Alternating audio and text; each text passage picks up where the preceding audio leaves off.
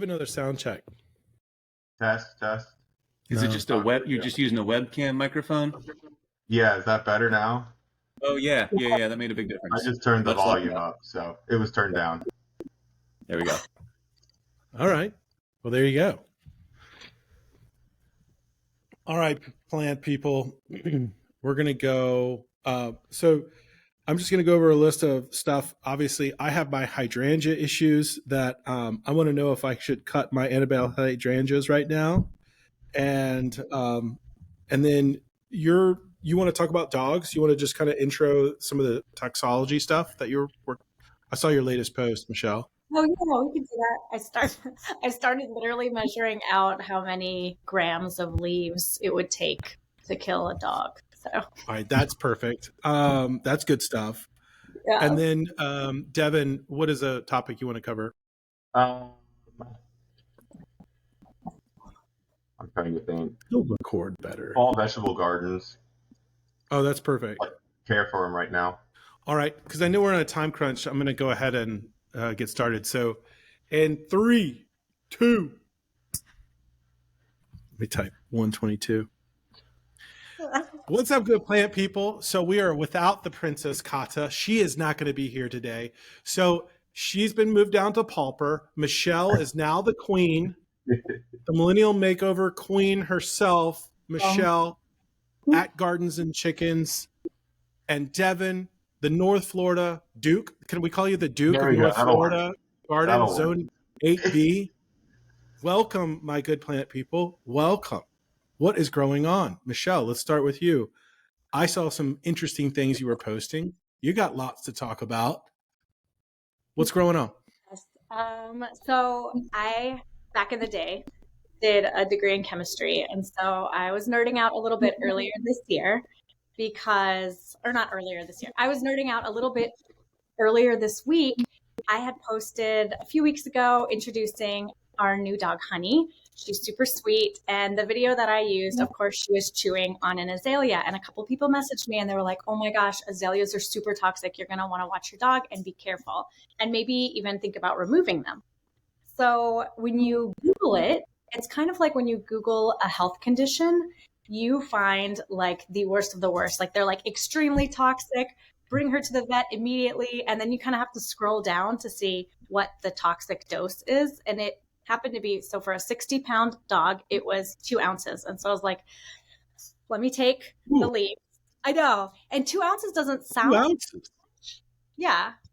Okay. To me, I was like, let me see how many leaves would equal 2 ounces. I immediately equate this to drinking 2 ounces. And drinking 2 ounces is very, like, that's a quickie, right? That's like just the beginning of spring break. Yeah, but the leaves are super, they barely weigh anything. And so I ended up, I feel like losing half the blooms on my azalea for next year because I was dedicated to this. But it was like a full drinking water glass for 1 ounce. So if you have a 30-pound dog, which Honey is, she would have to basically eat a full drinking glass of azalea leaves. And she ended up being fine. She's totally fine. She did have some wicked toots for a very long time, but we made it through. And she hasn't touched the azalea since. So I don't know. I'm keeping all of my toxic plants because hydrangeas are on the list too, and I can't be without hydrangeas. I don't understand that. It's full of nothing but water. Right. You don't water them; they just wilt like crazy. So it doesn't make sense to me. Listen. So you're aside from wicked toots, your dog is healthy, and everybody is okay. It sounds like it affected other people more than the dog, but yeah, it affected our air quality for a few days, but now we're okay. So, just like as we talk about any toxicity, let me just go ahead and throw the disclaimer out there because I was going on ChatGPT and I wanted to go ahead and say, today's episode will be exploring a few fascinating world of plant toxicity and toxicology. Well, I think we got some drunk plants too. While we aim to provide informative, engaging content, it's important to note that information shared here is only for educational purposes. For accurate and personalized advice on plant safety and toxicity, we strongly advise you to consult a qualified botanist, which none of us are, horticulturalist, which some of us are, or medical professional, which none of us are, especially before consuming or handling any plants. Enjoy this exploration in plant toxicology and toxicity as we dive into this topic with curiosity and responsibility, which we will not. We're not responsible. No more responsibility. Yeah, no. We are not responsible people. The plant nerds are very not responsible. But Devin, okay, what's going on toxicity in your world before we jump into more sort of pleasant things like edibles? I mean, my oleander just finished blooming, so there's a toxic plant. And that's got some literary. Why is oleander, one of those like poisonous things? It's got some romance to it, right? Yeah, I mean, I don't understand why. I mean, it's just the oils, and it's crazy how it's not just like the oil inside the plant. It's like on the leaves too. Because like I remember one time I was unloading a truck full of tropicals, and I had unloaded oleander and got on my hands, and I touched my eyes, and they were like burning from the oleander. So, I mean, it's not a good one. That's not one to put in your yard if you have a dog, for sure, because if they eat it, it's not great. They're probably going to have some burning sensation. Well, oleander, historically has been a poison. Oh, yeah. I mean, it's been referenced in Shakespeare. I mean, this has been around a long time as one of those plants that has a potent toxo. I wish the deer in my yard would eat that and stop eating the broccoli in my backyard. I was about to say, is it deer resistant? I bet it is. Yeah. No, to go back, it's crucial to handle oleander with extreme caution, especially if you have children and pets. They're particularly vulnerable to toxicity. In case of an exposure or suspected ingestion, seek immediate medical attention. If possible, bring a sample or description of the plant to aid in the treatment. So I'm going to be peppering in some. I'm loving these disclaimers. You sound so professional. You need to have a disclaimer voice, though. Like maybe. We have to be really fast. All right, we're just going to speed up my voice while we do like commercial. Like the prescription drug medicines that Yeah. Side effects may include the thing you're trying to remedy. All right, let's talk about more fun things we can eat. Devin, what's going on in the winter garden? What's going on in 8B? So half of my broccoli is doing great. The other half that the deer have found is not doing great. So this afternoon I got to go out there and get some PVC pipe. I got some netting. I got to cover it to try to keep the deer off the broccoli. But other than that, my Brussels are doing really good. All the lettuce is coming up nice. So it'll probably be another 2 or 3 more weeks. And then I'll be able to go right out back and just snip my lettuce for salads. It's the best. Winter gardens are my favorite. Are they, Devin, do you do the rebar and then the PVC Archie thing? Is that what you do? How do you net it off? I got to figure it out. I've looked at that with just the single hoop or just going out and getting like some tees and just put it on to build a little structure over it to put the netting on. So I'll try both and see what works best. I'll be able to report next week. There you go. So in Food Forest at Brown's Mill, one of the things we did the PVC. So imagine a raised bed box, PVC. I think it's quarter inch pipe. You want to get it so it's really thin and malleable. Mm-hmm. So that PVC using kind of a wood screw, I guess, a decking screw. You usually do 2 or 3 on the side, on the inside, and then just make that arc. It's really nice and pretty. Then one of the things that it is kind of architectural when you kind of do it right. And it really does add a nice little softness and texture, even when the plants aren't in there, because to me, some of these raised bed boxes can look like cemeteries. Yeah. They need a little architectural accents to kind of prevent them from looking like memorials.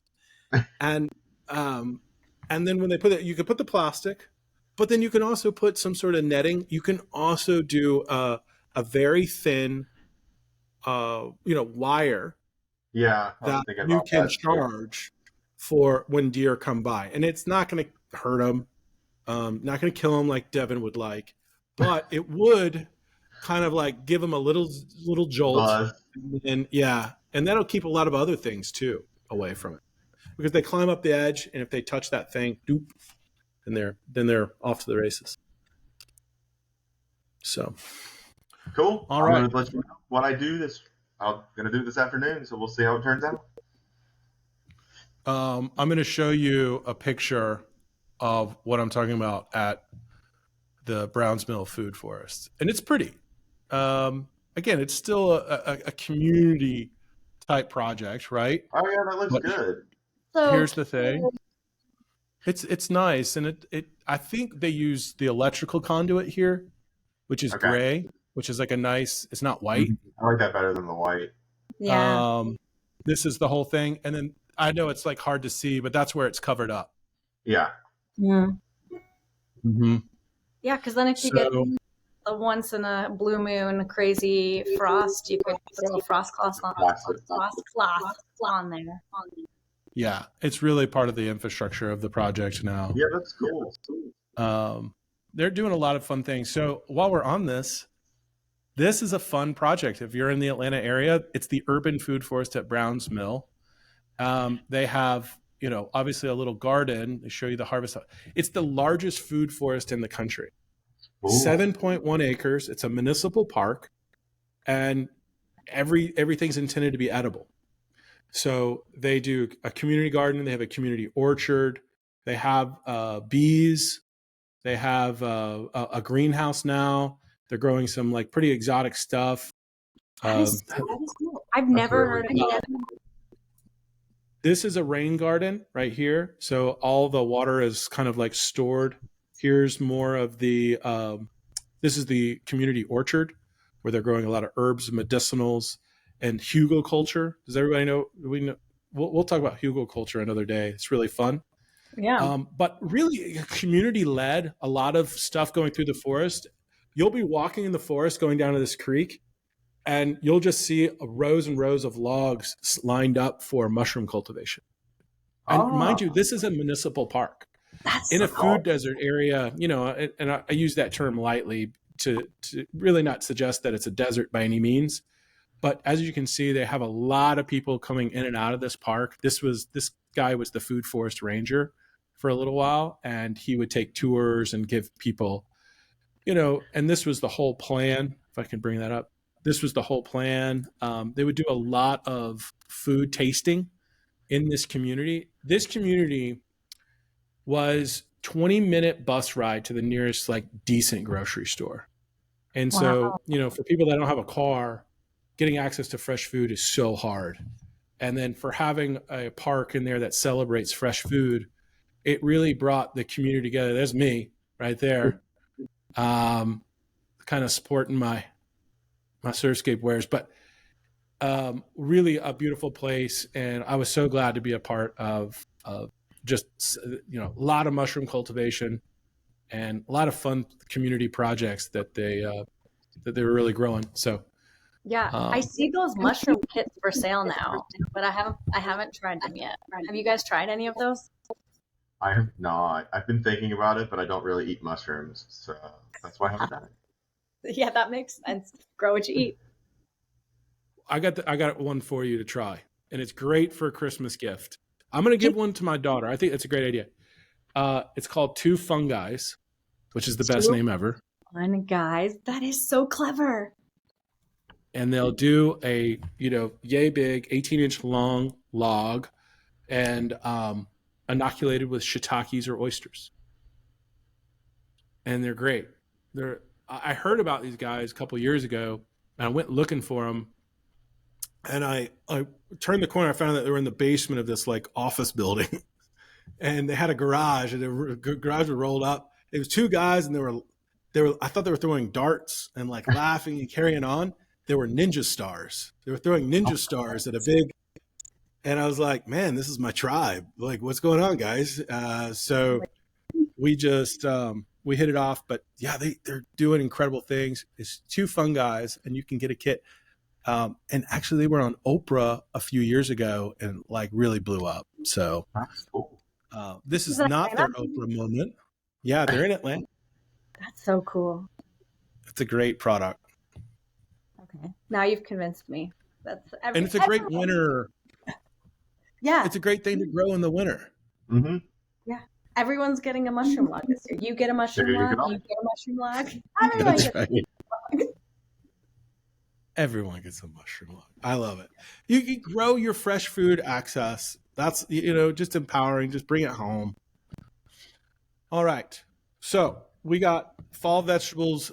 Michelle, besides mushrooms, what's going on in the fall garden? Okay, so I have broccoli, but the deer have not found it yet. You know what? My dog has found it though. So my dog will take the radishes and also started like munching on the garlic shoots that are coming up. So I just plant a few things. We've got like kale, garlic, broccoli, radishes. Those are the only things that my kids will eat. They don't do the collard greens or anything. So that's what we grow. And she's starting to get in there. And I think it might be, we're having an influx of chipmunks. I don't know if you guys are overrun. And they're burrowing kind of in that area. And so she jumps in and the whole thing is a mess. So maybe I also need to get some sort of cute arches. Well, chipmunks, I read very recently as this morning, we're looking for show and tell things that hibernate. And we learned this morning that chipmunks hibernate. And they hibernate in January and they come out and so it's not long, but that's why they're so prolific at eating your winter garden. Whoa. So they're hibernating. So, one of the, there's a lot of techniques, right? You can go mechanical, you can go chemical, and you can go biological in terms of like fending them off. And one of the things is you give them what they want to eat, then they'll leave the stuff that you want them, they'll leave it alone, hopefully. That makes sense. Yeah, it makes sense. You just may draw in more though. Then you'll be feeding them a lot. Yeah. You're a whole chipmunk community. Well, you leave a trail to your neighbor's house. There you go. Yeah, we had a chipmunk colony at my parents' house. We have the greenhouse that's underneath the deck, and there's a retaining wall in part of it, and the chipmunks had made their burrows down in the retaining wall where it was heated, so they stayed warm all winter, and they were all in the greenhouse running everywhere. But luckily, they didn't mess with any of my citrus. So. That would be the end of it. They were just scampering around all over, so it was funny. Well, very good. Chipmunks aside, I think, we're going to we didn't do a fall garden this year. We used to love doing broccoli and Brussels, but did you ever oh, sorry, I didn't mean to interrupt you. Did you ever fully get the Brussels sprouts to form? Yeah, I had them last year.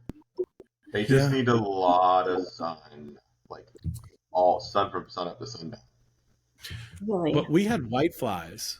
We had really bad infestation of whiteflies, and I never neem oiled them. Is there something else that you would have done, Devin? I mean, that or insecticidal soap. I like insecticidal soap more than oils because that'll take care of whiteflies. It just doesn't stay on the plant as long. But no, last year was the first year I ever got Brussels. They were so good. And I'm excited too, like you said, Michelle, that you grew garlic. I'm growing garlic. I normally just do one, the stuff from the grocery store, but I got elephant purple and then this other garlic. So I'm trying some new garlic, so it'll be fun. So cool. What's your soil composition to be successful at garlic? I've heard a lot of compost, like a lot. Yeah, I mean, mine's just compost and like bark. So they love the acid. They like the acid. They do good. I mean, I've done really well with garlic. Same. I have compost and then leaves. Because who doesn't have enough leaves right now, man? Mm-hmm. And it's wet, right? Like more moisture than or is it more dry? I keep mine more wet. Yeah. I'm not hand watering. I get lazy. Yeah, I have sprinklers that water my vegetable garden.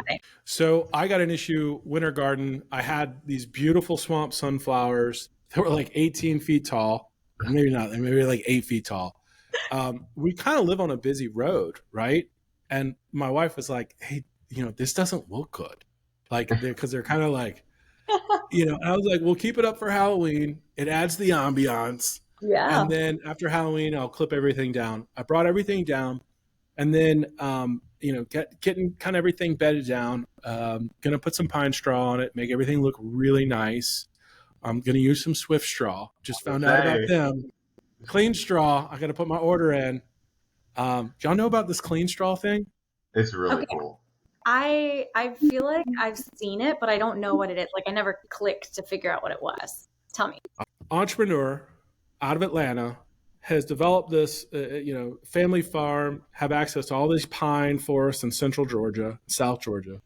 And what he decides to do is be innovative with the pine straw bale, which needed a lot of improvement because that was literally, they used to have these wooden boxes. They would like press these things and you got the string.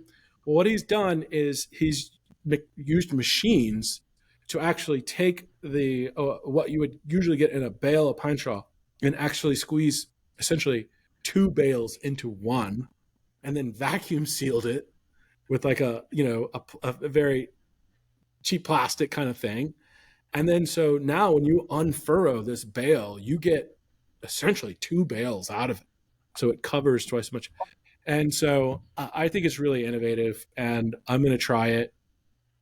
And it's called Clean Straw, and it's free of sticks and all this kind of stuff. So I'm going out there, I'm doing all this pine straw, and I got my hydrangeas. So I got Annabelle, which I love. It was like the banner year of Annabelle hydrangeas. It was. But now what do I do with the sticks? Do I cut them? Do I leave them? I have so many questions about how to care for my hydrangeas right now. And I'm so glad Kata's not on this, the perennial queen, or perennial pauper, excuse me, because I don't care about her opinion. I just care about you guys. Like, tell me, what am I doing? Devin, So on the Annabelles, you can go ahead and whack them. They bloom on new wood. I think that's probably why they did so well this year. I mean, all Annabelles in general, because it was such a cold winter, it burned back all that old growth. And so everything this year was it just pushing out new growth, and you got the flowers because it blooms on new wood. Yeah, I whack mine back too. Some people I feel like think it's, or not, they don't think. People say that it's sculptural to leave up the dry blooms. So if that's like the look you're going for and you want to have dried blooms on a stick, I don't know. I don't particularly care for it, so I whack it too. Well, I put the dry blooms in like a little vase and then so it looks like trash, and then I throw it into the compost. Yes. What about those are the I think people get confused with mop heads and Annabelles because they both have the dummy head. So I think that's why people are scared, but Annabelles definitely are much thinner. Our inquiring minds want to know what is the difference between mop heads and Annabelles, and what is the maintenance or pruning differences. So on the Annabelles, like we were talking about, they usually have a much thinner stem. It's Hydrangea arborescens, and then there's Hydrangea macrophylla, which is a different family in the Hydrangea kingdom, I guess. So those bloom on old wood. So they've probably already gone ahead and set their buds. They usually set them in about August. So you don't want to trim back. And the mop heads are usually the blue and the pink ones that everybody knows that you can change the color. Penny Mac, right? Yeah, Penny Mac, Penny Mac, Endless Summer, Pop Star, Twist and Shout. Those are all going to be in the macrophylla family, and so those you want to leave their stems. And a lot of the newer ones bloom on new wood too, so you get more blooms. But that's also why every single spring the hydrangeas will start getting those warm days. The hydrangeas start waking up, and those macrophyllas get going, and then you get that frost, and you got to go out there and cover everything. So, yep, every year. I've been saying. Oh, go ahead. I was going to say, one thing I've stopped doing is covering my hydrangeas because they still burn. So what I do is I just wake up really, really, really early in the morning before the sun comes up and go and hose off all the frost before the sun hits them. And then that prevents them from having that burning when the sun, because that's why they burn, is when they're frozen and the sun hits it, it heats up real fast. That's what causes all the buds to burn. So if you wash that frost off before the sun hits it. I've had so much better success hosing off all my plants with frost than covering. Devin, never you heard are a that. true plant nerd. I would never wake up when it's Yeah, yeah. right before the sun rises. I do it all the time down here with my citrus because out there when it gets cold and it has a bunch of fruit on it and there's frost, I don't want to move it in, so I just wake up early and go out there and hose off the citrus. And it's cool. You can see like when it's cold and you're hosing off out there, you can see the steam of the water on the plants. It's really cool. Okay, that's kind of That is cool. So are you doing it for all plants? I mean, we talked about citrus and hydrangeas, but it more stuff. You could do it for all plants. I just do it on ones that are sensitive to frost. So hydrangeas, if it's that time of year and hostas are up. But I don't do it to evergreens. It doesn't really matter. I Plant nerdery. I love it. know. The way I remember it is if it blooms white, other than the oak leaf hydrangea, you can cut it back. So I feel like oak leaf hydrangea is the only white blooming hydrangea that blooms on old wood, and everything else you don't touch. So you can touch your limelights and paniculatas, and you can touch your arborescens. But if it blooms white, you can cut it back unless it's an oak leaf, and they have very distinctive leaf structure. I don't know why I did this. That's a leaf. This is your oak leaf hydrangea. Yeah, Which it's an AI tool that'll turn it into a leaf, I'm sure. There are a few white macrophyllus though, so no. sorry. You ruined Blushing my. Bride, Cape Lookout. Oh, those are Blushing Bride, Cape Lookout. Those are all the Monrovia ones, aren't they? No, Blushing Bride's in the summer. Only Cape Lookout is the Monrovia. I didn't one. realize that it was a white blooming. You ruined my I'm sorry. thing. That's okay. Mario, we need a disclaimer. Yes. Hydrangea pruning disclaimer. Yeah, we'll get on that. You know, when I worked at Pikes, this was my number one asked question: is how to prune. So that's how I got to. I also love hydrangeas, and I have a ton of them, but Too. I had to get really good at it because I'd have to explain it to everyone. I have a fun. Over and over and over. Yeah, I have a fun hydrangea fact.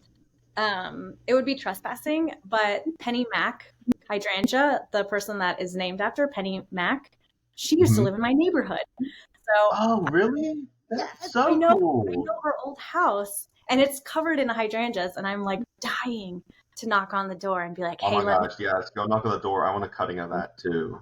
I know, like, please. Her whole front, like right against the street, is all hydrangea arborescens. I don't know if it's an Annabelle or what, but it's. I want one of her Penny Macs. The Penny Mac. I know. I don't know. That's a great hydrangea. You know, that's the one thing that drives me crazy. Like, all these new hydrangeas are cool because they bloom so much, but they don't have those big flowers like Nico and Penny Mac used to have. They're all so much smaller now. Invincible? Yeah. That's an Annabelle. But they're not floppy. As floppy. Yeah, that's a good one. Yeah. All right, so, yeah, I just put this into Plant Nerd AI just to kind of recap. Know your hydrangea type is number one, right? Some hydrangeas bloom on old, some on new. Hydrangea bacophylla, for example, blooms on old. Arborescens blooms on new. I think we established that. This is a little bit of summary. So I'll speed this up in post-production. I'll do it at almost a disclaimer speed. When to prune. Bloom on old wood, prune them as they bloom in the summer. And for those that bloom on new wood, prune them late winter or early spring before the new growth begins. How to prune. Remove dead stems at the base of the plant. For old wood hydrangeas, cut them back, the spent blooms, to the next set of buds below. For the new wood, you can cut the entire plant back 1/3 of its height.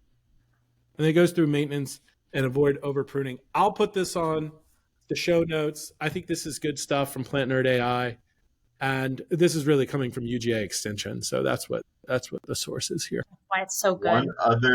One other trick on hydrangeas. I don't know, Michelle or Mario, do y'all have any limelight trees in your yard? Yeah, I have a pinky winky tree form. Okay. Does it flop whenever it rains really hard?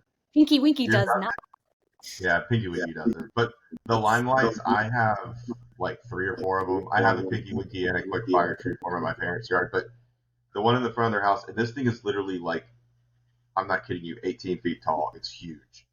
But it used to flop every year.